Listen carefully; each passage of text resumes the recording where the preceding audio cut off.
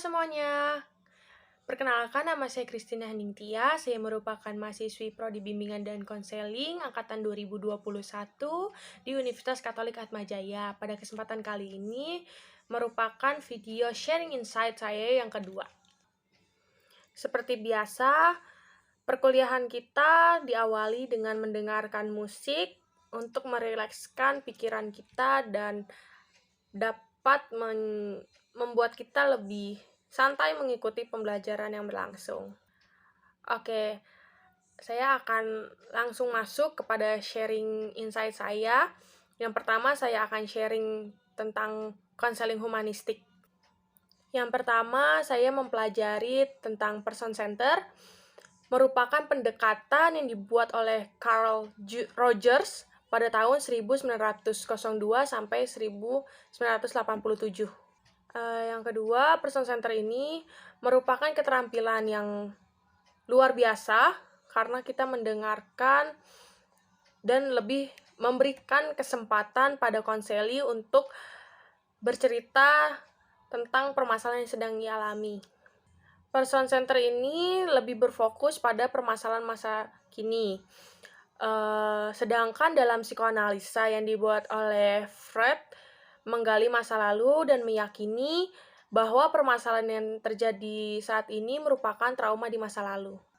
Yang keempat, pada pendekatan person center ini berfokus pada pengalaman personal dan konselor tidak terlalu berfokus pada teknik maupun pendekatan, jadi lebih memahami konseli.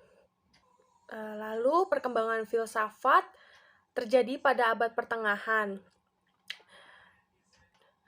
Eksistensialisme terjadi pada abad 19 yang merupakan Perang Dunia Pertama pada tahun 1914 hingga 1918 yang meniadakan eksistensialisme.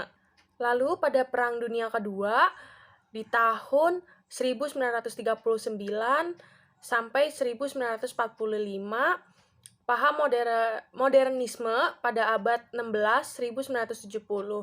Paham modernisme masih dianut.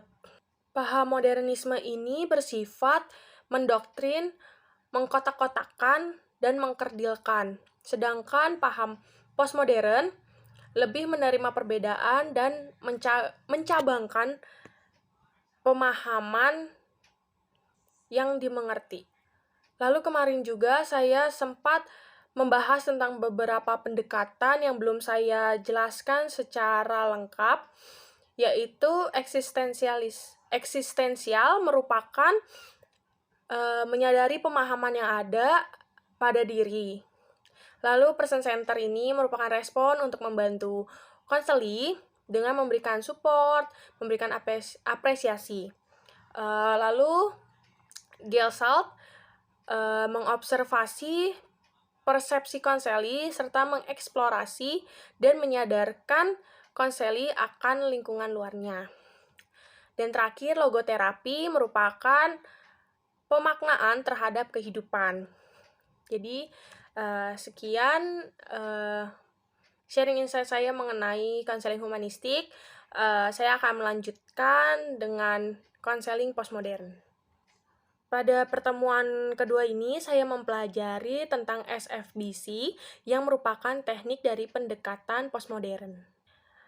Postmodern menyatakan bahwa kebenaran dan realitas bukanlah hal yang bersifat absolut, namun realistis, dan kebenaran dapat dikonstruksikan. Lalu postmodern juga memandang pengetahuan hanya sebuah konstruk sosial saja. Lalu postmodern memiliki karakteristik yang singkat dan langsung ke pemecahan masalahnya. Postmodern memandang bahwa konseli dapat menyelesaikan masalahnya sendiri. Jadi peran konselor di sini menginterpretasikan diri konseli dalam realita kehidupan yang membuat konseli menemukan pemecahan masalahnya sendiri. Pemecahan masalah datang dari diri konseli sendiri, bukan dari teknik atau pendekatan yang diberikan konselor. Konseling yang dilakukan Konseling yang dilakukan di postmodern ini dilakukan sederhana dan mudah dan tidak ditentukan jumlah sesi konseling, karena berfokus pada pemecahan masalah dan solusi. SFBC ini juga tidak menggali ke masa lampau, karena masa lampau individu tidak dapat mengubah realita yang terjadi saat ini. Lalu ada juga Vipatrus Strateg dalam SFBC. Ini merupakan pandangan saya dan menurut saya. Yang pertama, filosofi. Menurut saya, manusia dapat menyelesaikan masalahnya sendiri. Patologinya membantu individu menginterpretasikan diri dalam realita kehidupan. Tujuannya memecahkan masalah yang datang dari diri sendiri. Strateginya memberikan pertanyaan miracle kepada konseli yang menginterpretasikan diri dan mendapatkan solusi di mana hal ini dilakukan dengan berkolaborasi antara konselor dan konseli. Teknik yang digunakan miracle question. Jadi sekian sharing insight yang dapat saya bagikan. Di sini saya juga masih berproses. Semoga sharing insight ini dapat bermanfaat dan juga dapat mengingatkan saya dengan pembelajaran-pembelajaran yang telah diberikan. Sekian sharing insight yang dapat saya berikan. Terima kasih. Sampai jumpa di sharing-sharing berikutnya.